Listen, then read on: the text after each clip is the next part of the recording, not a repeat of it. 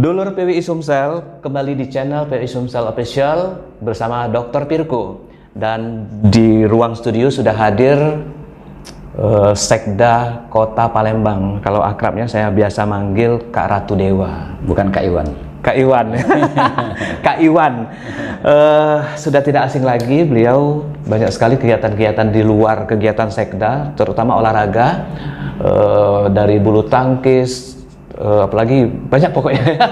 Tidak terhitung kalau kita mau lihat di viralnya banyak sekali baik di dunia YouTube maupun di sudut-sudut Kota Palembang. Apa kabar Kak Dewa? Kak Iwan sehat walafiat. Alhamdulillahirobbilalamin.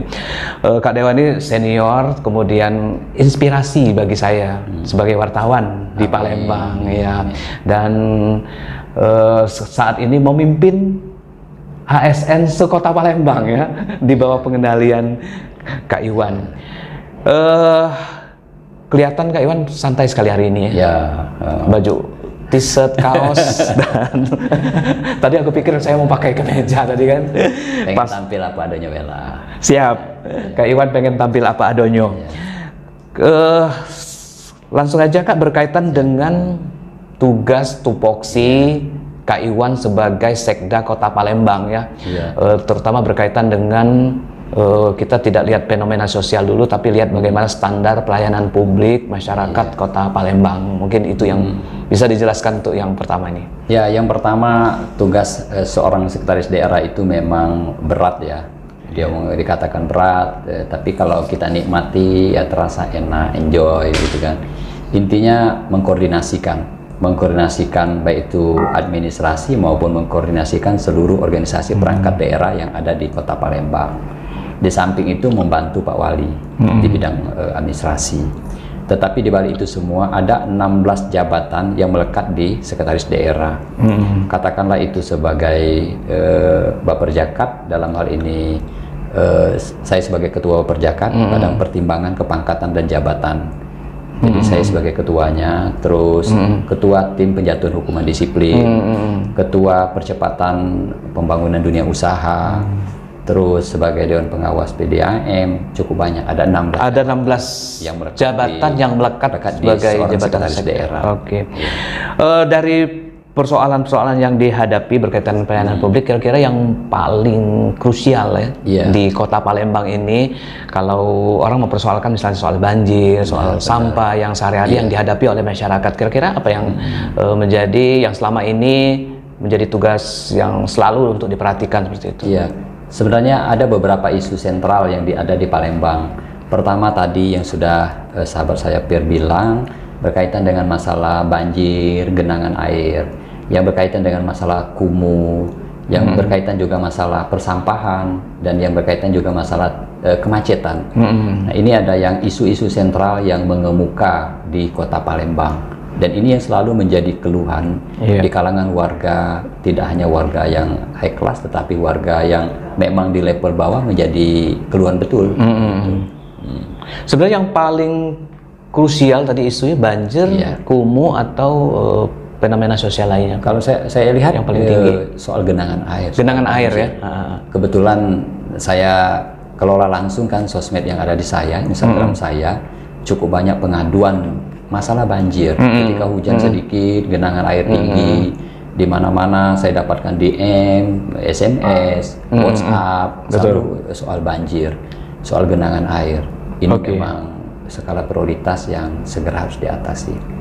Dan sepanjang perjalanan karir Kak Iwan sebagai Sekda yang menangani, yang bertanggung jawab berkaitan dengan problematik yang dihadapi masyarakat Palembang tadi, kira-kira untuk baik itu dari antisipasi maupun dari sisi hulunya ya, hulunya itu bagaimana kita membuat satu kebijakan menangani dampak genangan air itu dari awal, dari hulu sekali.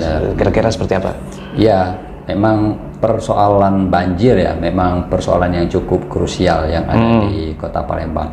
Maka dari itu ini harus terintegrasi, tidak hanya tugas dari pemerintah Kota Palembang, tetapi dari semua yang harus membangun kesadaran masyarakat juga ada di sana. terus membuat program-program yang terpadu, tidak hanya kolaborasinya dengan kota tetapi provinsi bahkan dengan Balai Sungai Nasional ini harus terintegrasi. Nah, persoalannya yang harus dikedepankan saya kira itu. Bagaimana yang katakanlah anak-anak sungai yang sampai sekarang di zaman Belanda itu cukup banyak, tetapi sekarang kan mengalami penyempitan hampir di semua lini. Itu juga menjadi satu PR besar untuk pemimpin Palembang yang akan datang. Ya, artinya dari kebijakan itu banyak sekali yang terlibat ya Kak Iwan ya. Kemudian bagaimana untuk kita melibatkan masyarakat dalam bentuk partisipatif ya, dalam konteks apa yang bisa dilakukan oleh masyarakat terkait dengan bagaimana banjir itu tidak lagi muncul misalnya, atau meminimalisir lah seperti itu. Jadi memang persoalan ini menjadi persoalan yang mengemuka ya. Jadi keterlibatan masyarakat harus dibangun. Selama ini memang sudah ada program Pak Wali yang menjadi unggulan beliau adalah sholat subuh dan gotong royong. Tetapi banyak hal pembelajaran yang saya dapat, ternyata program itu tidak hanya para ASN untuk menjadi seorang motivasi penggerak moral di sana, tidak cukup hanya itu. Tetapi yang kita inginkan sebuah gerakan yang memang diikuti oleh masyarakat yang ikut di gotong royong di sana. Jadi kita banyak temukan Pak Pir di lapangan, terkadang kan ada sepatan sungai yang ditempati oleh rumah-rumah para penduduk sekalian yang harus kita berikan kesadaran. Tetapi tidak bisa kita begitu saja menyalahkan mereka. Mereka pun harus kita kasih solusi. Oh, kalian tidak boleh begini, tetapi solusinya apa? Belum lagi kita harus, ya banyak lah ya pendekatan-pendekatan yang harus diberikan oleh pemerintah kota yang selama ini seperti umpamanya membuat pompanisasi yang ada di beberapa titik. Tetapi yang tidak kalah pentingnya adalah harus diperbanyak kolam retensi dalam rangka untuk resapan, mengurangi banjir dan genangan air. Mungkin ada hitungan idealnya ya kolam retensi ya Kak Iwan ya. Artinya bagaimana titik-titik banjir, kemudian kaitannya dengan kolam retensi, maksimalisasi. Kadang-kadang kalau saya melihat dari pantauan media bahwa retensi itu tidak maksimal, tidak maksimal dalam kaitan perawatannya, kemudian fungsionalisasinya terkait dengan penyaluran air ke sungai seperti itu. Jadi memang idealnya ada satu survei yang cukup menarik kemarin dari Bapeda, bahwa idealnya itu di angka 47 kolam retensi sudah harus ada. Tetapi sekarang kena dalam hitungan jari hanya beberapa, paling ada 12 atau 11 kolam retensi. Nah, ini harus diperbanyak lagi memang. Nah, terus kesulitan kita di mana? Kesulitan kita adalah soal aset. Aset kita kalau kita bangun harus dibebaskan, karena ini kan banyak tempat-tempat yang memang sudah dihuni oleh penduduk dan warga Palembang, dan ini harus dibebaskan dulu. Selain soal pelayanan publik ini Kak Iwan ya, ini berkaitan dengan yang paling, kalau Kak Iwan kan sudah lama di Sekda, kemudian di pemerintah Kota Palembang. Dalam kepemimpinan saat ini, kaitannya dengan Kota Palembang, capaian-capaian yang paling menonjol menurut Kak Iwan tuh kira-kira apa? Baik itu terkait dengan pelayanan publik maupun di luar itu. Capaian yang sangat menonjol ada 3 ya saya kira. Pertama yang berkaitan dengan semua proses perizinan. Dalam ini organisasi perangkat daerahnya yaitu di DPM PTSP. Terus yang kedua adalah pelayanan di bidang kependudukan, Dukcapil. Dan yang ketiga adalah pelayanan di bidang kesehatan. Dan ini yang menonjol karena ini adalah pendekatan yang dirilis oleh Kemenpan RB melalui beberapa survei dan juga penghargaan diberikan. Ini yang menonjol. Tetapi sekali lagi khusus yang di Dukcapil, pelayanan Dukcapil yang kedua tadi ya, masih harus perlu peningkatan. Tetapi kalau yang 2 tadi soal perizinan, soal penanganan di bidang kesehatan, saya kira cukup meningkat lah. Iya, artinya secara penilaian baik dari sisi pengawasan di pemerintah pusat maupun yang dirasakan oleh masyarakat di bidang perizinan itu tidak hampir mungkin ada masalah juga, tapi Iya, benar. relatif itu menjadi unggulan yang capaian dari pemerintah Kota Palembang. Iya, karena seluruh jenis pelayanan sudah terintegrasi semua di mall layanan publik. Oh iya. Publik yang ada di Jakabaring, semuanya sudah terintegrasi di sana. Baik, itu sudah sesuai SOP dan standarnya sudah sesuai tentang apa pelayanannya. Iya, ada cerita sedikit Baik, Pak Fir ya. Jadi pasca dari kebetulan saya diberi amanah di DPM PTSP selama lebih kurang 9 bulan.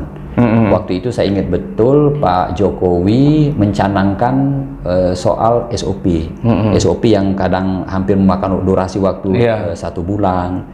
Saya di sana, saya pangkas semua. Yang 1 bulan menjadi 1 minggu, yang 1 minggu saya jadikan hitungan jam. Beberapa SOP saya coba revisi semua. Yang tadinya tidak standar ya, kapan Semuanya waktu durasinya, kapan targetnya selesai, deadline-nya kapan. Nah, salah satu bentuk apresiasinya oleh Ibu Deputi Layanan Publik mengunjungi 5 negara dan terbaik nasional, terbaik di tingkat nasional. Ketika memimpin, ketika saya berada di DPM PTSP. Luar biasa. Ini yang kaitan perizinan. Kemudian yang kaitan kependudukan tadi apa aja yang masih bolong-bolongnya yang masih perlu Saya jujur diperbaiki? saja di kependudukan itu Pak Pir masih ada pungli saya lihat. Pungli ya. Pungli yang harus saya sudah tekankan dengan Ibu Kadis Dukcapil karena beberapa kali ada satu pengalaman saya yang unik kemarin Pak Pir. Saya dengan pakaian santai, saya pergi ke salah satu kecamatan, Pimpong. Ini Pak, urusannya tidak kenal sama sekda ya? Iya, dia kenal kan. Ini itu lebih kurang 1 tahun yang lalu lah. Bapak sini, ini kan gerem gitu kan, gerem. Saya buka, saya ini sekda. Tidak boleh kalian. Gimana kalau masyarakat umum kalian perlakukan kayak gini? Betul. Saya disuruh ke Dukcapil, dari Dukcapil balik lagi ke sini. Ini kan tidak efektif. Saya bilang gitu kan, saya telepon Pak, akhirnya saya minta yang bersangkutan tidak boleh kayak gini. Termasuk di bidang kesehatan. Waktu COVID kemarin, saya coba, gitulah saya tidak pernah rame, ujuk-ujuk rame melibatkan seluruh OPD, saya tidak mau. Paling saya sama staf saya, sama sopir, kalau bahasa gitu ngonyor dateng. Ketika ada umpamanya pohon tumbang, lampu mati, saya dateng. Kan kebiasaan yang kita mental pegawai ini beda kan. Bukan kayak kita yang aktivis-aktivis ini kan. Sudah ditunggui, dia datang, sudah mulai bekerja, baru saya pulang. Dan itu saya lakukan sampai dengan sekarang. Oh, itu sering dilakukan ya? Saya lakukan sampai sekarang. Itu gimana itu apa tuh teknisnya seperti itu? Ya, saya biasanya dapatkan DM ini.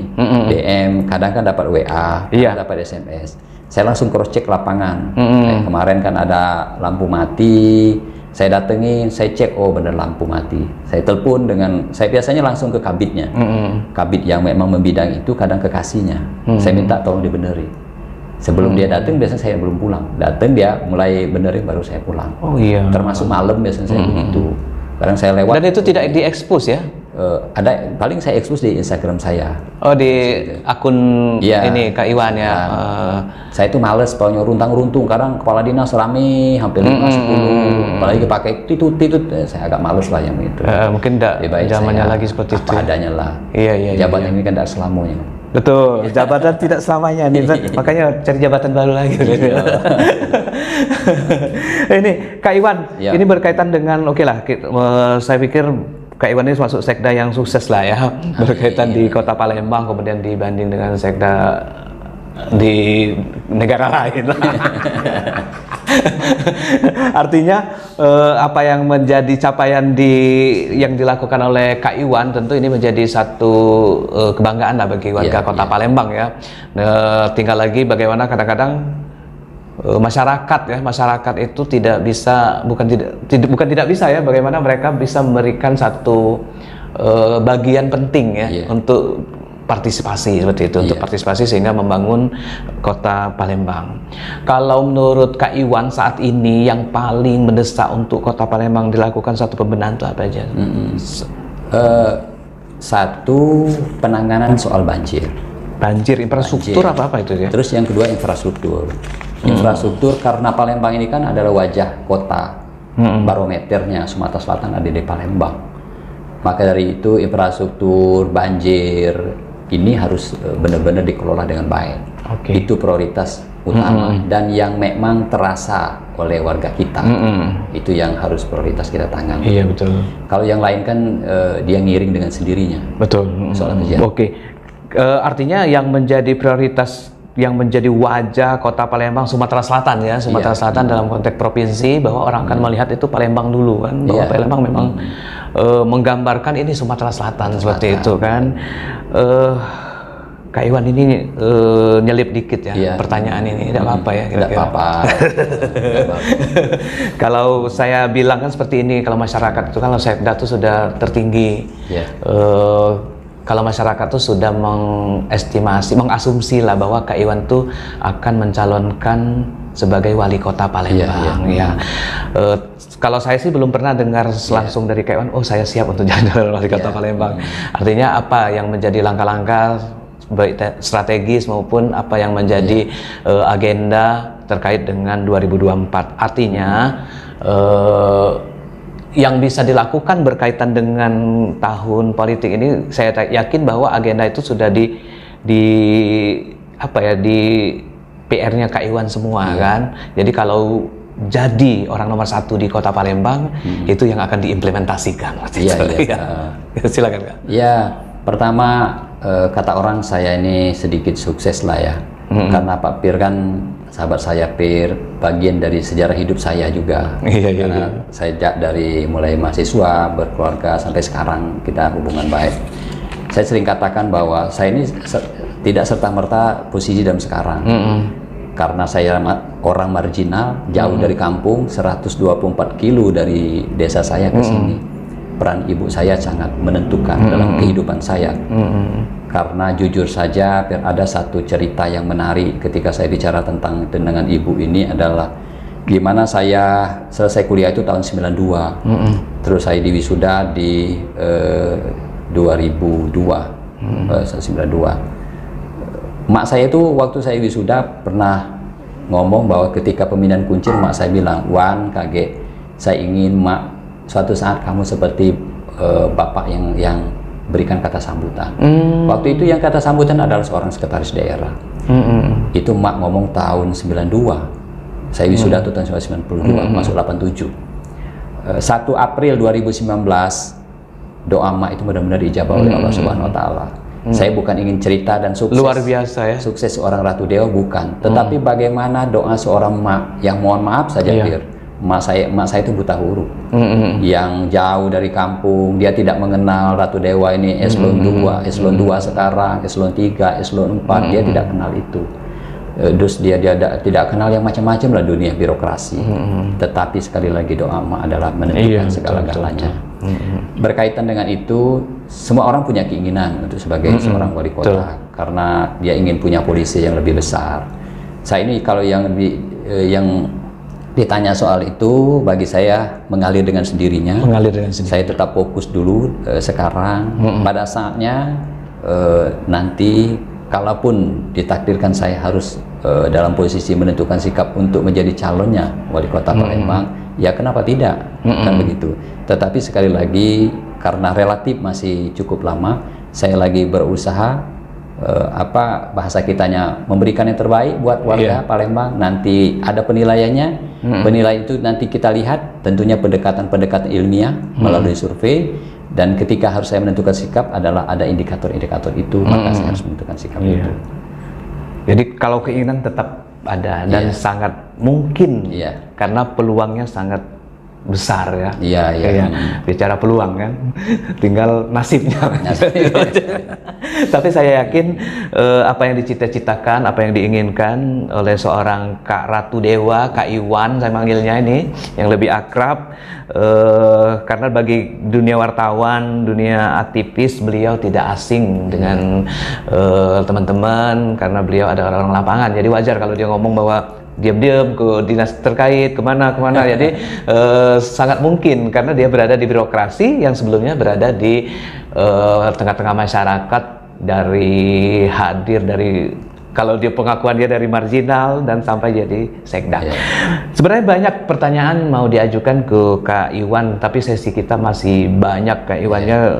Saya yakin tentu bidang olahraga menjadi stressing Kak Iwan juga, karena menarik ya seorang birokrasi bisa aktif dan bisa mengaktifkan suatu olahraga karena berangkat dari hobi mungkin ya. Ya hobi itu karena kita tahu olahraga itu menyehatkan dan membugarkan tubuh, body seperti itu. Untuk sesi kali ini Dulur PWI Sumsel bersama Sekda Pemerintah Kota Palembang kita akhiri dulu, dan saya minta closing terakhir untuk sesi ini untuk seorang Kak Ratu Dewa, Kak Iwan. Iya, terima kasih Pak Firdaus. 3 hal, Fir. Tidak ada kesuksesan tanpa kerja keras, tidak ada kesuksesan tanpa perjuangan, tetapi yang tak kalah pentingnya adalah tidak ada kesuksesan tanpa dorongan doa dari kedua orang tua, yaitu ibu khususnya. Saya kira itu yang penting. Baik, sangat penting sekali bahwa doa dari orang tua, karena salah satu doa yang mewujudkan seorang Kak Iwan hadir sebagai Sekda Kota Palembang karena doa seorang ibu yang sama sekali mungkin digerakkan oleh Allah SWT pada waktu itu pengen melihat seorang Kak Iwan hadir sebagai, dia tidak tahu jabatan Bapak itu mungkin Sekda tuh, tapi pasti itu ada yang menggerakkannya, saya yakin, dan gerakan itulah yang menjadi dorongan, yang menjadi bimbingan sehingga Kak Iwan hadir saat ini. Terima kasih Kak Iwan atas kehadirannya di studio PWI Sumsel Official dalam podcast khusus kali ini, dan dulur PWI Sumsel kami ucapkan terima kasih sudah menyaksikan podcast PWI Sumsel Official. Saya akhiri dengan ucapan wabillahi taufiq wal hidayah. Wassalamualaikum warahmatullahi wabarakatuh. Waalaikumsalam warahmatullahi wabarakatuh.